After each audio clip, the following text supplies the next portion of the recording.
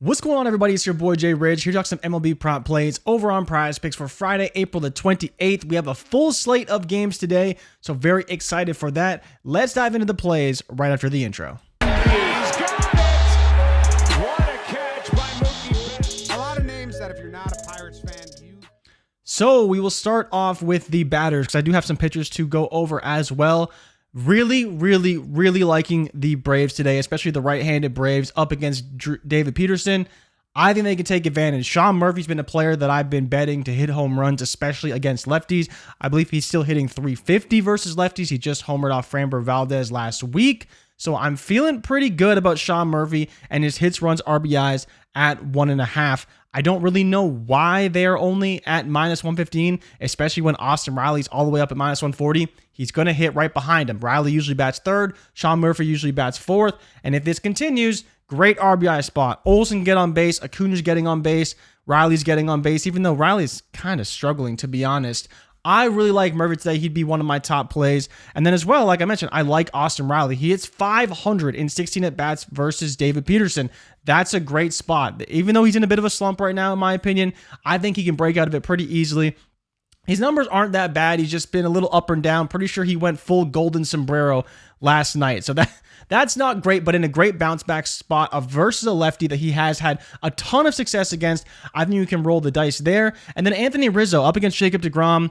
I get it. DeGrom is phenomenal, but one total base for a guy who's been averaging 1.4, 1.7, 1.9 for his 7 is 14 and the season, on top of batting a 400 average versus DeGrom lifetime in 24 at-bats. I think we should be willing to run the risk there, and PrizePicks giving us this number is definitely great, and I'd be willing to take it. Then on the strikeout front, because I have been building out a chart for strikeouts, I really like Wade Miley, Luis Castillo, and Zach Eflin. Now, the problem for Miley is that his line already moved to 4. If you want to take it, it's a little dicey. I do like Castillo, though. The Jays are only K'ing at 20% over the last 14 days. But even still, I think he can take advantage. He started well against Toronto before. Getting 6 Ks is more than manageable. And then I'm really watching this Eflin line. It's a bit more of a sportsbook line, in my opinion. I still really like the over.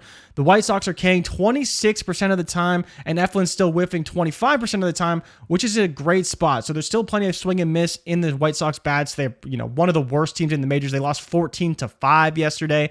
So definitely not looking for much from the White Sox in this one, but the money is moving away from the over. I still think the over is a good spot. I think 5 is very reasonable for Eflin. He's averaging 5.3 on the year. He's projected for right around 5.3. So again, all signs kind of point to him getting to 5, especially when his K rate is lower than the K rate of the opponent. So in theory, he should see a small bump because he's K'ing 25% and the White Sox are K'ing at a 26% rate. So he should do even a little bit above average, which is kind of where I have him projected for around 5.83. The ballpark doesn't really play into it too much. We'll see what umpire they have, but I think it's a really good spot for Eflin. And I think it's a great bet on the sports books on PrizePicks right now based off where the line is and where the movement is. It's not quite very plus TV because it is going towards the under, but I think it's a great spot for Eflin. It really would just be if there's like some crazy wind in Chicago, and maybe that's why people are fading it a little bit. But even still, that doesn't have a ton of impact when it comes to strikeouts. It's more so impacting the ball going out and him maybe having a short outing. But I do really like Eflin. I just think, unfortunately for us, the line isn't moving that way. But Castillo is definitely in play, already -125, and had some great starts against the Jays. Miley already at 4. I probably wouldn't take it over 4, but I think he's got a really good shot of getting to 4. Like I mentioned, if you could find a 4 for Eflin, I would definitely take it. And then for the hitters, Sean Murphy, Austin Riley, whether you want the hits, runs, RBIs, or the hitters fantasy score, I like both. I probably would take the hits, runs, RBIs. It seems a little bit safer, and I think they really get to David Peterson. And then, of course, Rizzo over his total bases at 0.5. He's well over that, 400 against DeGrom. Really like those numbers a lot. So those are the picks I will be rocking with today. And as always, if you tail, give PrizePicks tail. And if we fail, do not bail. I'll probably be back tomorrow or Sunday with some more baseball picks and bets. Good luck tonight, and I'll see you guys in the next video. I'm out. Peace. he's got it! What a catch by Mookie Betts. A lot of names that if you're not a Pirates fan, you probably don't He's know. the closest thing we've seen to Mike Trout.